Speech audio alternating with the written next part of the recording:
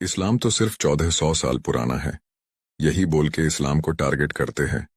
मैं ये लोगों से पूछना चाहूंगा, अगर इस्लाम सिर्फ 1400 साल पुराना है तो इस्लाम की सबसे मुकद्दस जगह मक्का को 5000 साल पहले किसने बनाया? इस्लाम 1400 साल पहले नहीं आया, बल्कि अल्लाह ने इस्लाम के आखिरी नबी मोहम्मद सल्लल्लाहु अलैहि वसल्लम को 1400 साल पहले भेजा। अल्लाह पाक कुरान में फरमाते हैं कि उन्होंने दुनिया में 1,24,000 नबियों को भेजा दीन इस्लाम को फैलाने के लिए।